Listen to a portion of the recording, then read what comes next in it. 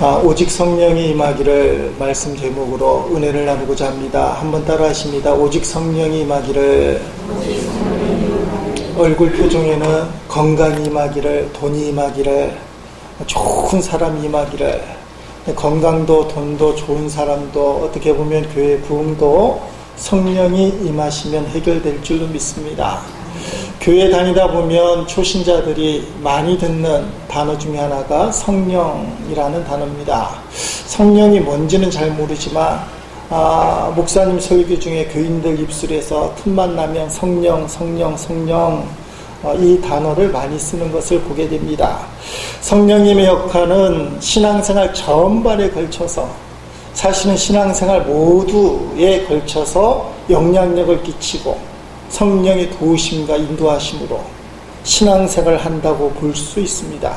그러니까 신앙생활 자체가 성령의 역사다, 이렇게 말씀드릴 수 있습니다. 성령이 구체적으로 어떤 역할을 하시느냐, 예수 그리스도를 그리스도로 믿게 하고 주님으로 모신다, 이 말입니다. 예수님의 말씀이 생각나서 예수님을 닮아가게 만들고, 예수님 닮아가는 그 인격으로 변화되어서 그 인격으로 세상에 영향력을 끼치고, 또 성령님은 장래를 모두 알고 계시고 하늘나라 갈 때까지 우리를 인치시고 지키시고 보호해 주시는, 우리로 하여금 온전한 신앙생활을 할 수 있도록, 또 사명을 감당할 수 있도록 도와주시고 인도하시고 함께 해주시는 분이 성령님이라는 거예요. 그래서 교회에서는 성령님을 중요하게 말할 수밖에 없고, 성령님이 없이는 신앙생활을 제대로 할 수가 없다는 것입니다. 그래서 미국에서 목사님들에게 욕을 할 때 어떤 욕을 하느냐, 성령 없이 목회하시오, 그렇게 한다고요. 목사가 목회를 해야 되는데 목사에게 하는 욕이 성령 없이 목회하시오, 그게 욕이라는 거예요. 그러니까 성령 없이 목회를 할 수 없는데 목사님을 욕할 때 성령 없이 목회하시오, 여러분은 그런 말을 절대로 안 할 줄로 믿습니다. 얼굴 표정에 분명히 안 하겠다고 쓰여 있는데, 목사님은 성령으로 목회하십시오. 따라합시다. 목사님은 성령으로 목회하십시오. 예, 고맙습니다. 엎드려 절받긴 하지만 환경과 감정을 이기는 힘, 성령의 힘이죠. 그런데 신앙생활을 하다 보면 기존 성도들도 헷갈리는 게 있어요. 당신은 성령을 이미 받았습니다, 이렇게 말씀을 하실 때도 있고, 또 성령 충만을 받으시오, 아니 이미 받았다며, 그런데 받으시오, 이게 받았는 건지 받아야 될 건지, 어떤 때는 성령을 받았습니다, 어떤 때는 성령 충만을 받으시오, 이게 도대체 무슨 말인지, 받으라는 말인지 받았다는 말인지, 이거 이해가 안 돼도 구원받는 데는 문제가 없어요. 내 속에 있는 보석이 보석인지 알은지 모른지 상관없이 보석은 보석 자체로 의미가 있지만, 그러나 내 안에 있는 그 보석이 진짜 보석인 것을 알게 되면 세상을 살아갈 때 힘이 생기는 거예요. 성령을 받았다와 성령 충만을 받으라, 이게 명확하게 구분되기 시작해야 돼요. 목사님들이 모여서 공부한 적이 있습니다. 성령에 대한 공부를 했는데 성령에 대해서 목사님들이 논란이 일어났어요. 그게 맞소, 이게 틀려요, 막 토론을 하다가 중재, 성령에 대해서 더 깊이 토론하면 등을 돌릴 것 같소이다, 그리고 토론을 금지했어. 그만큼 성령에 대한 생각과 경험과 철학, 때로는 자기 어떤 고백이 개인적으로 목사님들조차도, 함께 기도하고 공부하는 목사님들조차도 공유하기가 힘들어요. 그래서 성령님을 객관적으로 수학과 되듯이 1, 2, 3, 4, 5 이렇게 가르칠 수는 없어요. 실제로 그렇게 가르친다 할지라도 그게 전부라고 얘기할 수는 없어요. 그게 다양하다는 겁니다. 그래서 오늘 우리 교회에서 신앙생활하는 저와 여러분은 제가 생각하는 성령이 어떤 분인지 그것을 우리가 느낄 수 있습니다. 먼저 성령을 받았습니다, 이게 중요해요. 성령을 받았습니다는 게 어떤 뜻이냐, 따라합시다. 예수님을 주님으로 인정합니다. 그러면 보석이 내 마음속에 온 거예요. 본인이 보석이 없다고 아무리 우겨도 보석이신 예수님이 내 안에 계신 것이. 그러니까 그때 성령님을 받았다. 자, 왜 그러느냐? 고린도전서 12장 3절 말씀 제가 읽어보겠습니다. 그러므로 내가 너희에게 알리노니 하나님의 영으로 말하는 자는 누구든지 예수를 저주할 자라 하지 아니하고 또 성령으로 아니하고는 누구든지 예수를 주시라 할 수 없느니라. 아멘. 자, 성령님 때문에 예수님을 주라 고백한다는 거예요. 그래서 여러분이 예수님을 주님으로 인격적으로 진실되게 고백하면 성령님이 계셔요. 로마서 8장 16절 말씀도 중요한 말씀인데 읽어보십니다. 성령이 친히 우리의 영과 더불어 우리가 하나님의 자녀인 것을 증언하시나니. 아멘. 그래서 하나님을 아버지라 불러요. 이렇게 부르면 본인이 성령을 받았는지 안 받는지 몰라도 되지만 말씀에 비춰보니까 그 안에 누가 계셔요? 성령이 계신 거예요. 그래서 당신은 예수님을 믿었고 하나님을 아버지라 부르니 성령을 받았다. 그렇게 얘기해요. 성령을 받았다. 근데 어떤 목사님은 성령 충만을 받아야 된다. 이렇게 설명하기도 합니다. 왜냐하면 신앙생활을 재미있고 활기차고 주님이 원하는 대로 정말 보람차게 할 수 있기 위해서 우리가 사도행전을 보고 있지만 복음서를 통해서 이미 제자들은 예수님을 구주로 영접했어요. 베드로는 마태복음 16장 16절에서 주는 그리스도시요 살아계신 하나님의 아들이십니다. 이렇게 고백할 정도로 분명한 신앙 고백을 했지만 그러나 예수님이 뭐라고 얘기합니까? 너희는 성령을 받아야 된다. 여기서 성령을 받아야 했다는 것은 복잡하게 성령 세례, 성령 충만 여러 가지 얘기했지만 성경 그대로 얘기하면 성령을 받기 전에는 예루살렘을 떠날 수가 없다. 그렇게 얘기해. 이미 예수를 믿고 쫓아다녔던 제자들에게조차도 성령을 받으라. 여기서 성령을 받는다는 것은 바로 성령 충만을 이야기한다는 것입니다. 지지난주 얘기를 했지만 지금 제자들의 상태가 어떤 상태입니까? 3년 동안 예수님 믿고 쫓아다니다가 예수님이 십자가에서 죽었대요. 다 뿔뿔이 도망치고 흩어졌어. 그런데 예수님이 3일 만에 부활하시고 제자들 다 모으셨어. 엄청난 기쁨입니다. 죽었던 예수님이 다시 살아나셨다. 이것보다 놀라운 감격이 없어요. 신령한 몸으로 부활하신 예수님이 40일 동안이나 제자들과 함께 계셔요. 놀라운 일이에요. 오늘 본문에 나와 있지만 40일 동안 신령한 몸으로 계신 예수님이 승천하시는 것을 보게 되는 거예요. 여러분, 제자들에게서 이렇게 큰 열정과 감격과 뜨거운 마음이 생길 때가 언제 있겠어요? 만약에 신앙의 뜨거움으로 치면 가장 최고조일 때 부활하신 예수님을 보고 부활의 확신을 갖고 승천하신 예수님을 보면서 가장 가슴이 뜨거울 때 뭘 시키든지 아멘하고 순종할 때 바로 그때 뛰쳐나가서 복음을 전해야 되잖아요. 불이 식기 전에. 예수님이 열정만으로는 전도할 수 없다. 열정만으로는 성도의 역할을 할 수 없다. 열정만으로는 사명을 감당할 수 없다. 너희는 약속한 성령을 예루살렘에서 기다리라. 열정만으로는 신앙생활 할 수 없다는 거예요. 열정만으로 신앙생활 하는 사람들 놀라운 하나님의 기적을 체험했어. 병도 고침받고 자식도 잘 되고. 근데 지금은 교회 안 나간대요. 그 뜨거운 열정이 식어지는 순간에 뭔가 하나님을 위해서 자기의 생명도 바치고 모든 재산도 바치고 모든 걸 바칠 것처럼 큰 소리 치던 사람이 모든 걸 딱 졌고 지금은 교회 안 나가. 왜 그러느냐? 열정만으로는 신앙생활 하는 게 아니다. 그래서 예수님이 열정 갖고는 안 되니 약속한 성령을 예루살렘에서 기다리라. 그렇게 말씀하신 거예요.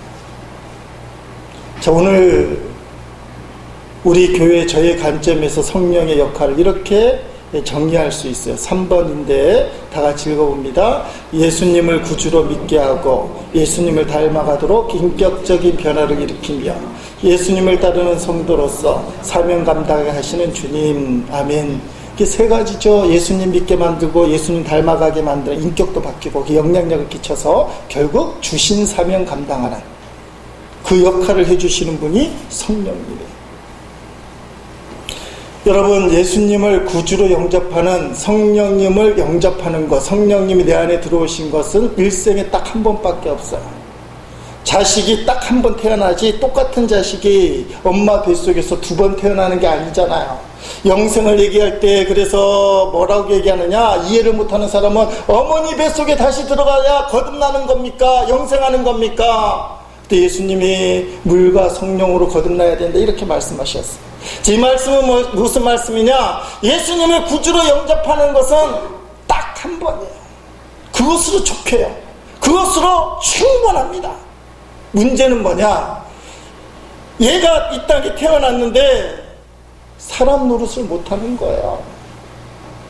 능력도 없고, 그래서 사람들 눈치나 보고 할 일도 못하는 거예요. 그냥 주변에 있으면서 기웃기웃거리고 매가리가 쭉 빠지고 살긴 살지만 죽는 것처럼 아무런 힘도 없이. 사람은 사람이지만, 태어나긴 태어났지만 사람 노릇도 못하고 남 도와주고 기분 좋고 행복하고 의미 있게 사는 것이 아니라 슬퍼하고 낙심하고 나는 왜 이럴까, 차라리 안 태어났으면 좋았을 텐데, 뭐 이런 생각하면서 사는 거예요. 살긴 살지만 매가리가 없고 활기가 없고 의미가 없고 기쁨이 없고 재미가 없어요. 성령을 받았는데요, 예수님을 구주로 영접했는데요, 성령 충만하지 못하면 똑같습니다. 아니, 매가리가 없어요. 교회를 왜 다니냐, 예수는 괜히 믿는 거 아니냐, 아 이거 진짜 헷갈리네, 교회 안 나가면 안 될 것 같고 나가자니 나가기 싫고. 이게 성령 충만하지 못하니까 분명히 하나님의 자녀요, 예수를 구주로 영접했다 할지라도 능력이 없는 것입니다. 살아갈 맛이 없어요. 예수 믿는 맛이 없어지는 거예요. 그러므로 여러분이 예수님을 믿고 교회에 나온다 할지라도 재미가 없고 의미가 없고 기쁨이 없고 활기가 없다면 지금 성령 충만을 강구할 때예요. 성령이 충만하게 되면 열정과는 다른 생기가 뿜어나요. 하나님의 영은 생기예요. 그래서 내 안에 계신 예수님을 믿게 하는 그 성령의 힘으로 내 안에 계신 보석인 예수님을 막 말하게 되는 거예요. 예수님 한번 믿어보세요 하고 싶은 거예요. 교회에 한번 나오라고 얘기하고 싶은 거예요. 성령이 충만하지 못하면, 성령을 받았다 할지라도, 예수님을 믿는다 할지라도 왜 예수를 믿는지 모르니까 옆에 사람 전도하겠어요? 옆에 사람 예수님을 소개하겠어요? 자신도 없고 의욕도 없고. 그러나 성령이 충만하면 성령께서 내 안에서 역사를 하신다는 겁니다. 그래서 사도행전을 성령행전이라고 얘기합니다. 성령께서 역사하시니까 이런 일들을 예수님의 제자들, 사도들이 행사했고, 교회가 개척이 되고 부흥이 되고 성도들이 이런 능력을 받아서 이런 기적이 일어났다. 그래서 성령행전이라고, 모든 일을 성령이 하셨으니까. 여러분들이 이 사도행전 말씀을 들을 때 그걸 꿈꾸세요. 내가 왜 교회 다니는지, 의미도 없고 의기가 소침해지고 진짜 환난과 고통 때문에 예수 믿는 맛이 쪽쪽쪽쪽 떨어질 때 꿈을 꾸는 겁니다. 성령님이 나를 만져주셔서 충만하기를 원합니다. 그러면 나도 활기 있고 예수 믿는 기쁨이 있고 행복하고, 이 저절로 예수님을 얼굴에서부터 확 전하게 되는 그런 기쁨의 모습들이 여러분에게 있기를 주의 이름으로 축원드립니다. 사람의 힘으로는 안 되지만 성령께서 하게 되십니다. 사도행전을 강의하게 되면서 성령에 대한 정의를 여러분 구체적으로 하진 않을 거예요. 말씀에 따라 달라지니까 아까 드린 말씀처럼 그냥 그 송기철 교수가 성령에서 이렇게 얘기했다. 성령 세례, 성령 충만, 그 다음에 성령의 내재, 뭐 얘기할 수 있어요. 그러나 그렇게 하지 않는 이유는 성령에 대해서 규정 지을 수 없기 때문에. 오늘 본문을 통해서 성령님이 하시는 역할이 뭐냐? 첫 번째는 주님이 원하는 것을 알게 하신다는 겁니다. 오늘 본문이 시작되기 직전에 예수님께서 이렇게 말씀하셨습니다. 사도행전 1장 4절 5절 말씀이죠. 읽어보겠습니다. 사도와 함께 모이사 그들에게 분부하여 이르시되 예루살렘을 떠나지 말고 내게서 들은 바 아버지께서 약속하신 것을 기다리라.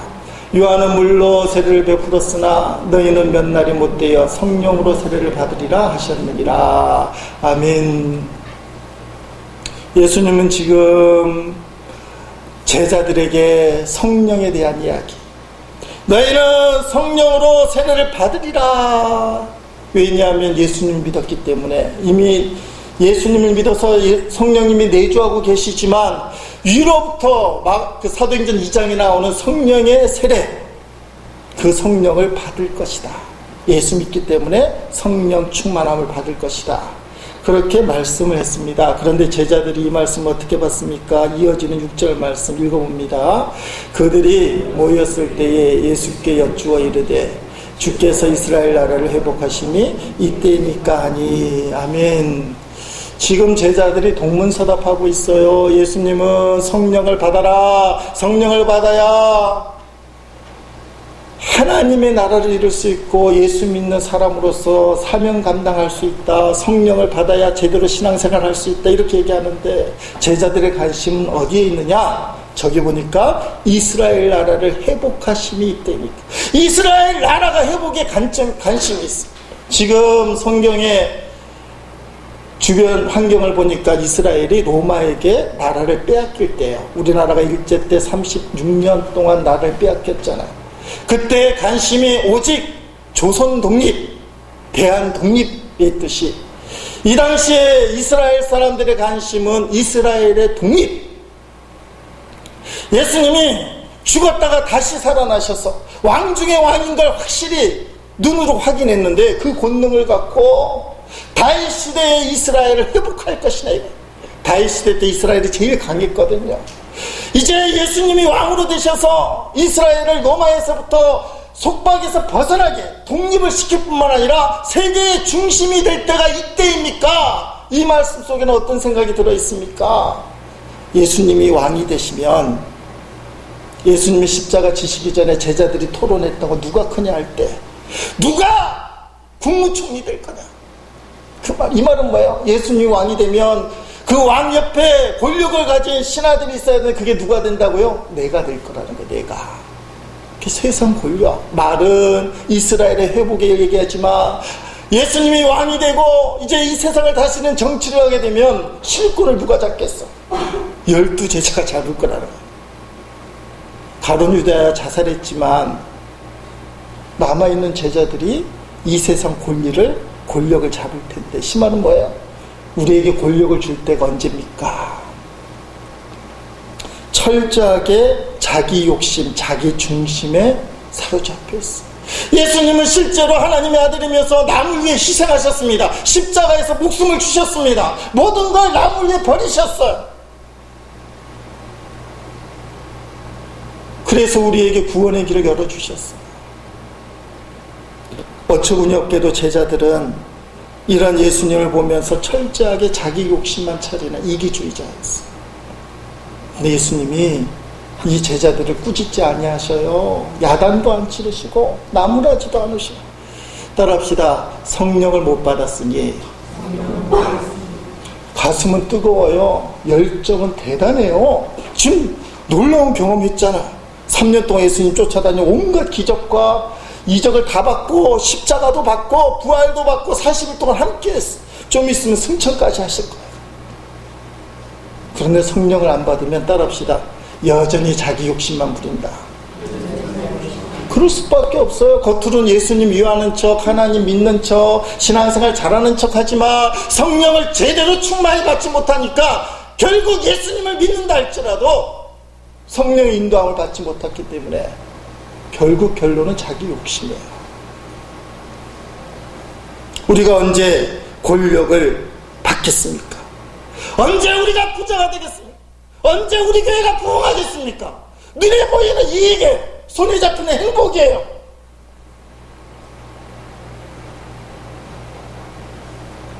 오직 성령이 임하기를 제목할 때 이거보다 더 좋은 제목이 오직 돈이 임하기를. 오직 건강이 임하기를, 오직 평안이 임하기를 얼마나 좋아요.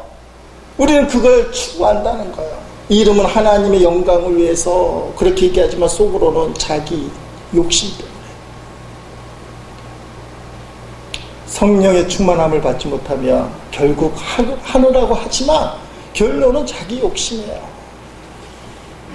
성령의 충만함을 받지 못하면 잘 나가는 것처럼 보여도 자기 욕심에 얽매여서 무너지는 사람들이 얼마나 많아요. 예수님은 야단 안 치셔요. 아직 안 됐구나. 아직 성령 안 받았잖아. 사도행전 2장 성령을 받고 나서 베드로가 싹 바뀌어요. 혈기 많고 다연질이고 성질 급했던 이 베드로가 초대교회 지도자가 돼서 차분해지고 사람들을 논리적으로 설득시키고 그리고 교회를 합리적으로 이끌어가는 놀라운 인격의 변화가 있어. 성령을 받으니까. 예수님이 대답입니다. 6절에 제자들이 언제 우리에게 권력을 주겠습니까? 언제 우리가 부자가 되겠습니까? 언제 내가 건강해지겠습니까? 언제 우리 교회가 부흥해지겠습니까? 언제 내 자식이 살림이 피겠습니까? 이렇게 딱 물어보니까 여러분 7절 말씀 읽어봅니다. 시작. 이르시되 때와 시기는 아버지께서 자기의 고난에 두셨으니 너희가 알 바 아니요. 아멘. 너희가 꿈꾸는 이스라엘 회복은 중요하지 않다는 거. 하나님의 때와 시기는 다 하나님이 하실 건데 그 말씀에 너희가 알 바 아니요. 신경 쓰지 마라. 그거 중요하지 않다. 아, 이게 중요한데요. 내가 권력을 잡는 게 중요한데요. 예수님 말씀 중요하지 않다. 중요하지 않다. 그거보다 중요한 거, 그 모든 문제를 해결할 수 있는 근본적인 답이 있는데 그래서 유명한 말씀이에요. 사도행전 1장 8절 말씀. 모든 문제의 답을 예수님이 제시를 8절 말씀 읽어봅니다. 오직 성령이 너희에게 임하시면 너희가 권능을 받고 예루살렘과 온 유대와 사마리아 땅끝까지 이르러 내 증인이 되리라 하시니라. 아멘. 자, 한마디로 성령을 받게 되면 너희가 꿈꾸는 이기적이고 육신적인 것들도 이루어진다는 거예요. 하나님의 나라와 의를 구하게 되면 그 하나님의 나라와 의를 세상에 보여주기 위해서, 전파하기 위해서 당연히 너희에게 축복을 줄 것이다. 그 축복을 갖고 예수님을 증거하게 될 것이다. 그렇게 성경은 이야기하고 있습니다. 쉽게 말하면 자신을 포기하고 성령을 받으라. 성령이 어떤 분이라고 그랬어요? 예수님을 생각나게 만들고 예수님 닮게 만들고 예수님처럼 살아가게 만드는 거. 너 자신을 포기하면 자기를 부인하고 자기 십자가를 지면 나를 쫓으면 나머지는 주님께서 해결하신다는 거예요. 그러니까 예수를 믿었다 할지라도 성령 충만함을 받지 못하면 하나님을 위해서 주님을 위해서 한다고 하지만 교회에 열심을 해서 충성한다고 하지만 결국은 자기 욕심이 얽매여요. 그래서 요새 유행하는 단어들이 예수님 한 분으로 만족합니다. 자기를 포기하라. 이용규 선교사님으로 유명한 분이죠. 2006년도에 내려놓음이라는 이 책을 출판해서 엄청난 베스트셀러가 돼요. 지금도 잘 팔리는 책이고 2권이 나왔는데 2권은 조금 재미없다는 평이 있습니다. 어쨌든 잘 팔리는 책이에요. 자, 내려놓음이 뭐겠어요? 너 자신을 내려놔라. 이스라엘 회복이 이때입니까? 생각하는 너의 욕심을 내려놔라. 그 말이에요. 여러분 혹시 이 책을 안 읽었으면 읽기를 권장합니다. 여기 한 권은 있으니까 빌려갈 수는 있겠죠. 이용규 선교사님이 책을 쓴 이유를 이렇게 얘기합니다. 7쪽에 우리가 우리의 것을 내려놓는 궁극적인 이유는 하나님의 신령한 것으로 채우기 위해서이다. 내 속에 이 사람이 죽고 내 안에 그리스도가 살 때 비로소 진정한 성령의 능력이 나타나고 이 능력을 통해 죽은 영혼이 소생하고 하나님 나라가 확장될 것이다.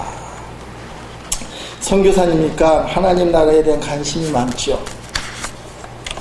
여러분 하나님께 포인트를 맞추면 영혼이 잘 돼같이 범사가 잘 되고 하나님이 도와주시는 거예요. 그 일을 누가 하느냐? 성령이 하시는 거예요. 그래서 성령 충만함을 간구하다 보면 내 욕심인 것을 깨닫게 되고 그것을 내려놓기 시작하고 주님이 원하는 것, 그 그것을 하게 된다는 거예요. 이 책에 나와 있는 유명한 이야기가 있습니다. 혹시 모르는 분들 위해서 제가 읽어드릴 텐데 17쪽에 있는 이야기예요. 소대신 예배를 택하는 마음. 나는 유학생활과 몽고 선교를 통해 내려놓는 자는 반드시 하나님의 것을 받는다는 사실을 지속적으로 체험했다. 2005년 봄 몽골 이레교에서 개척한 베루어 지역의 예배초소를 방문해서 예배 드리던 중에 있었던 일이다. 벌러르는 자매가 예배 시간에 땀으로 뒤범벅이 되어 교회에 들어왔다. 이 벨러르라는 아이가 여자인데 그 선교팀에서 듣지 못하던 귀가 열린 그런 자매였어요. 귀머거리였는데 열렸다는 거예요. 근데 예배 시간이 되기 전에 집에서 소를 잃어버린 겁니다. 그래서 이 벌러르는 소녀가 소를 찾고 다니다가 예배 시간이 되니까 소를 포기하고 예배 시간에 나온 거예요. 소가 그 동네에도 큰 재산 가치가 있는 겁니다. 그런데 이 벌레르가 소를 포기하고 예배에 나온 거예요. 그게 대단한 결단이에요. 아무나 하는 결단이 아니지 않습니까? 어쨌든 이 벨레르가 하나님 앞에 소를 포기하면서 예배를 드릴 때 예배를 마치자마자 밖에서 소 울음소리가 들려왔다.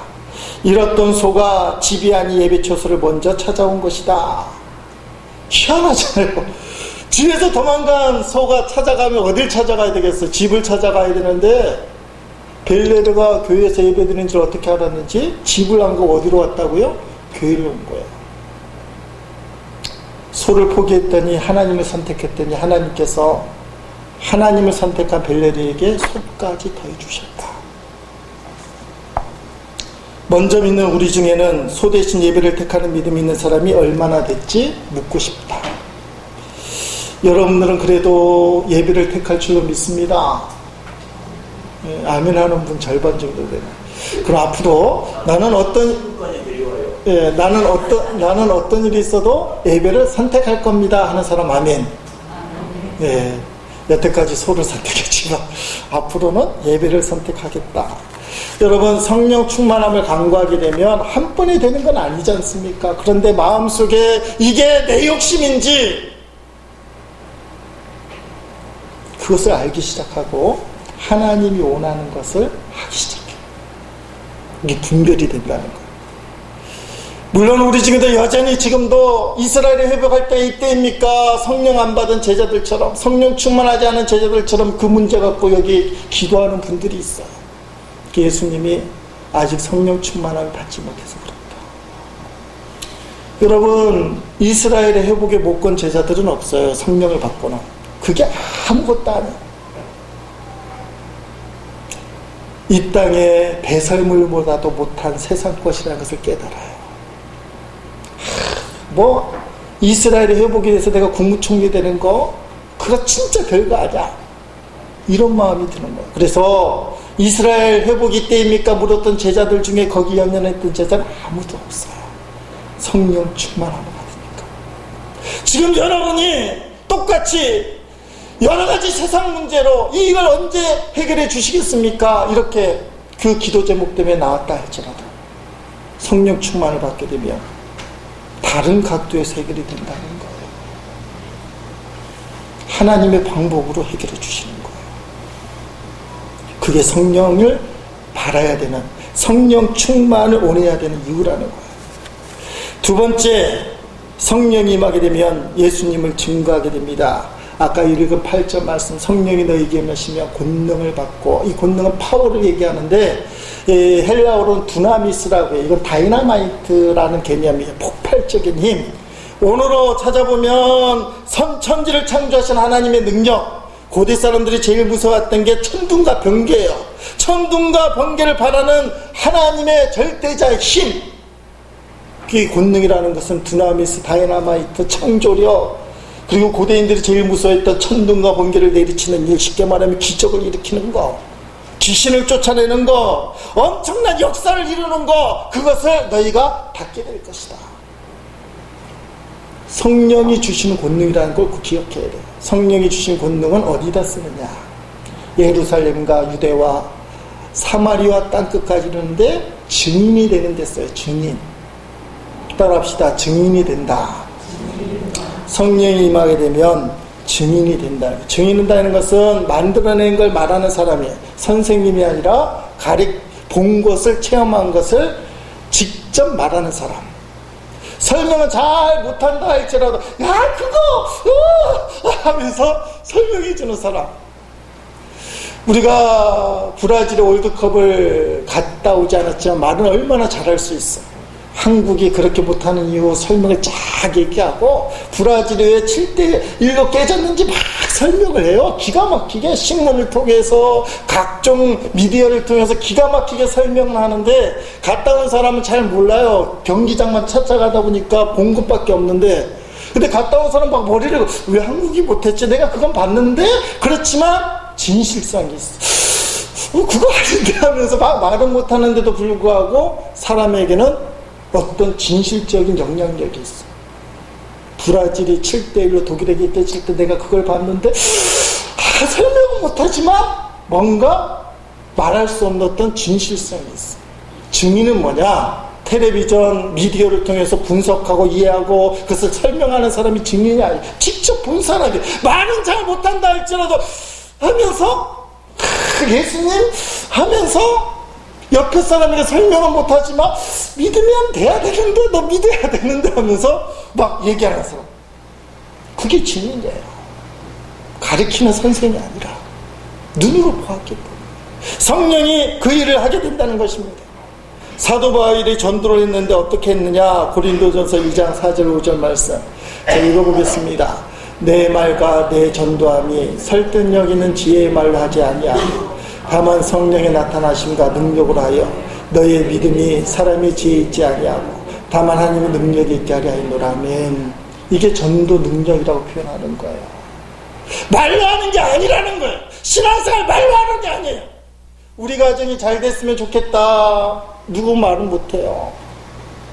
그런데 그 가정을 지옥으로 만드는 게 본인인데 막 혈기 부리고 화내고 자기 마음대로 막 하고 그러면서 우리 가정이 잘 됐으면 좋겠다. 에이 말이라도 하지 말지.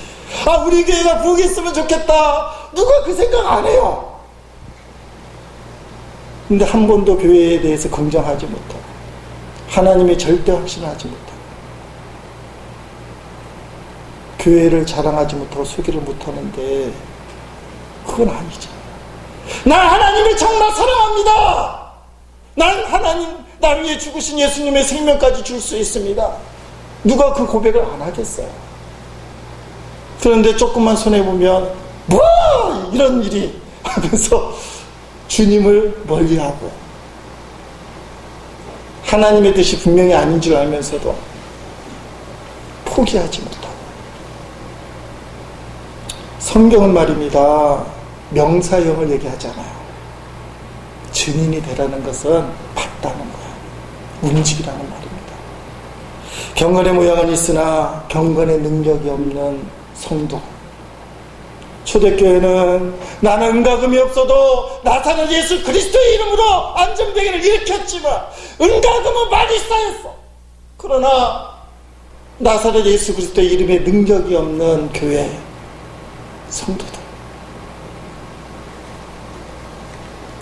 사도 바울과 같이 말로 하는 게 아니라는 거예요. 성령의 나타나심과 능력으로 하는 그런 교회 성도가 될 수 있기를 주님의 이름으로 축원드립니다. 자, 세 번째는 잘 봐야 되는데 성령이 임하시면 첫째는 자기 욕심을 버리게 된다. 자기 생각, 자기는 옳다고 생각해요. 근데 그게 틀린 것을 볼 수 있는 능력이고 두 번째는 증인이 돼요. 말로 하는 게 아니랬죠. 증인이 된다는 거 본 걸 얘기하는 성령이 임하면 보게 된다 이 말이에요. 자, 시간이 없으니까 짧게 하는 건데 기도하다 보면 다음 주에 또 증인에 대해서 설교할지 모르겠습니다만은 어쨌든 세 번째 따라합시다. 하나님 나라.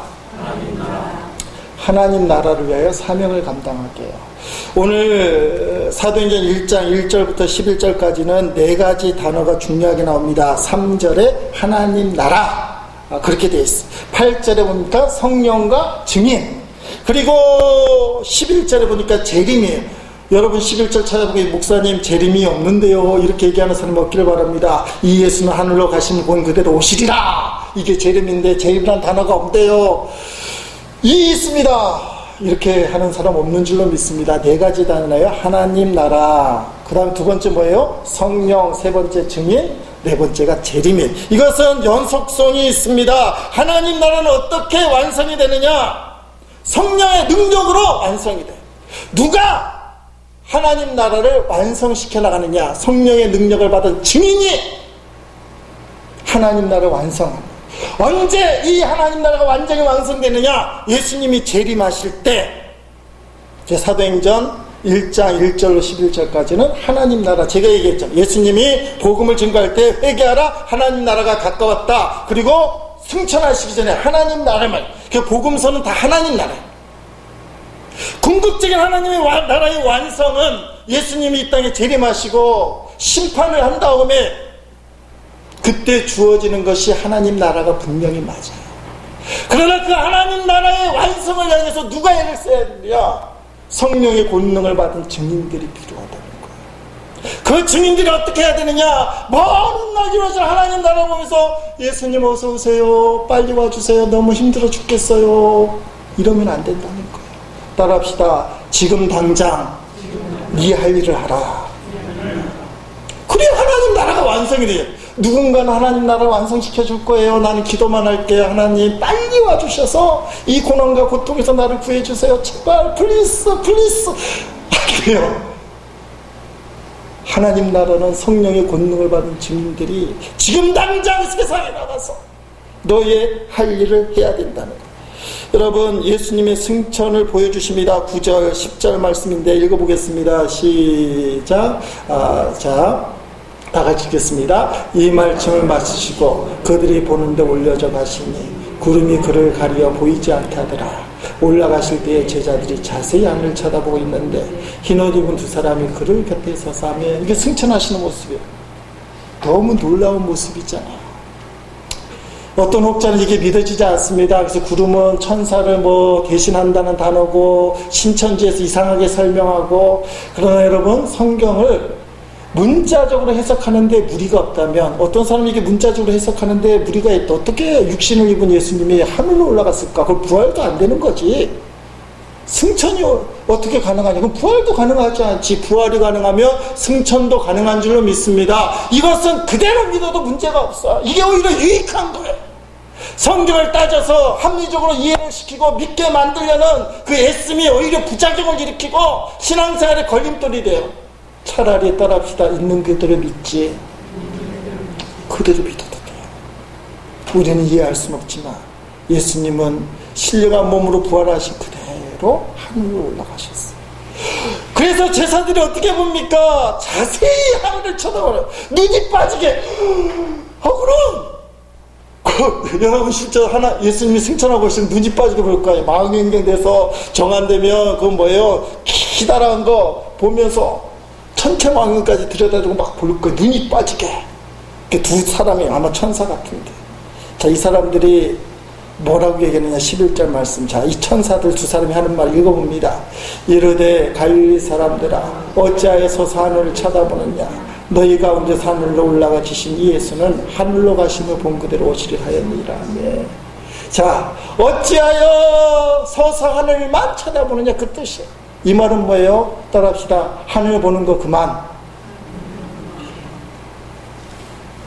하늘 보는 거 그만하고 이제 성령의 능력을 받으려고 어떻게 하라는 거예요? 가서 모여서 기도하라. 그게 사도행전 2장이에요. 여기서 계속 살고 싶잖아. 야! 예수님이 승천하신 이거 기가 막힌 거. 공간보고서에 보면 말입니다. 마태, 마가, 누가를 공간보고서라 하는데 똑같이 기록된 장면들이 여러 개 있는데 그 중에 하나가 변화산 사건입니다. 마태복음 17장, 마가복음 9장, 누가복음 9장. 베드로, 야고보, 요한을 들어 예수님이 변화산에 올라가셨는데 흰 옷이 하얗게 되셨다는 거예요. 이 하얀 광채는 모세가 시내산에서 십계명을 받은 것과 틀려요. 모세는 수건으로 이렇게 얼굴을 가리니까 광채가 사라졌어요. 그런데 이 예수님의 광채는 옷을 투과하는 광채였어요. 거기서 모세와 엘리야를 만난 놀라운 장면을 목격하게 되는 겁니다. 이렇게 기가 막힌 장면이 없겠어. 베드로가 그 당시에 초막셋을 지켰습니다. 하나는 주님을 위하여, 하나는 모세를 위하여, 하나는 엘리야를 짓겠습니다. 베드로, 야고보, 요한이 변화산에서 계속 살았나요? 아니에요. 하나님의 음성이, 이는 예수님 내 사랑하는 아들이다. 너희가 시키는 대로 해라. 그래서 변화산에서 내려왔어요. 주기도문에 뭐라고 얘기합니까? 하늘의 뜻이 하늘에서 이루어진 것 같이 이 땅에서도 이루어지기 원합니다.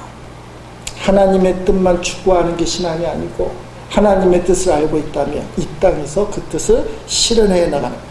성도의 존재 이유가 무엇이냐? 은혜 받는 것이 목적이 아니라 받은 은혜를 통해서 지금 당장 현실에서 사명을 감당하라는 거예요. 찬송가 442장 3절에 그렇게 우리가 찬양하잖아요. 밤 깊도록 동산 안에 주와 함께 있으려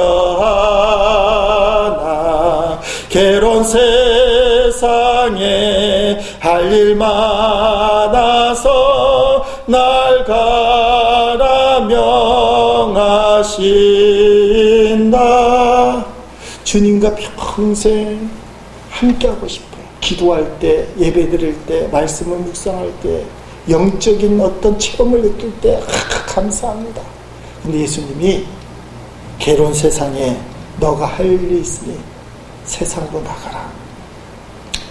세상에 나가면 어떻게 한다고 합니까? 후래 보니까 주님 나와 동행을 하면서 나를 친구 삼으셨네. 우리 서로 받은 그 기쁨을 알 사람이 없도다. 아멘. 예수님과 교제하며 나눴던 영적인 체험은 일부분이라는 거예요. 그 은혜 체험을 갖고 할 일 많은 고난스러운 세상에 가서 주님과 동행하면서 그 역경을 극복할 때, 여러분이 예수님을 믿는데도 불구하고 세상의 악한 문제들, 온갖 괴로움들, 답답함들, 열심히 했지만 가정이 힘들고, 열심히 충성했지만 직장에서 자꾸 소외당하고, 이상하게 돈줄이 쪼여오고, 열심히 했음에도 불구하고 문제는 산적해 있습니다. 그때 예수의 이름을 붙들고 예수님과 동행하면서 그 문제를 해결했을 때, 그 문제를 해결하는 기쁨은 알 사람이 없다는 거예요. 어리 기도원 가서 또는 예배 시간에 은혜를 받는 것도 놀라운 은혜지만, 이 은혜가 비교할 수 없는 하나님의 은혜가 뭐냐? 세상 고난 고통 속에서, 괴로운 그 속에서 주님과 동행하며 그 고난을 이기는 거예요. 그래서 우리가 모여서 예배드리고 은혜를 받아야 되는 거예요. 이게 목적이 아니라는 거예요. 받은 은혜를 받고 세상에 흩어져서 사명을 감당해야 된다는 것입니다. 그게 주님의 원하시는 거예요. 문제는 사명을 감당하기 위해서도 힘이 있어야 할 거 아니겠어요? 그렇잖아요. 아니, 도대체 감당하겠다는 생각은 있지만 마음이 안 움직이고 몸이 안 움직이는 이유는 약하기 때문에 그래요. 예수님의 겟세마네 동산에서 나와 함께 기도하자, 한시도 깨있지 못하느냐. 제자들도 그렇게 기도하고 싶죠. 그런데 성경 뭐라고 진단합니까? 육신이 약함으로. 감당할 힘을 주시기 위해서 성령님이 필요한 겁니다. 성령님의 역할을 로마서 8장 26절 28절 이와 같이 이야기합니다. 읽어보십니다. 이와 같이 성령도 우리의 연약함을 도우시나니 우리는 마땅히 기도할 바를 알지 못하나 오직 성령이 말할 수 없는 탄식으로 우리를 위해 친히 간구하시니라. 마음을 살피는 신이가 성령의 생각을 하시나니 이는 성령이 하나님의 뜻대로 성도를 위하여 간구하시니라. 우리가 알거니와 하나님을 사랑하는 자 곧 그의 뜻대로 부르심을 입은 자들에게는 모든 것이 합력하여 선을 이룹니다. 아멘. 자, 성령이 임하기를 간절히 원할 때 오늘 세 가지를 살펴봤어요. 첫째는 내 욕심인 걸 보게 됩니다. 두 번째는 증인이 되기 시작해. 세 번째는 하나님 나라를 위하여 사명을 감당하기 시작해요. 어디서 감당한다고요? 은혜 받은 기도의 자리가 아니에요.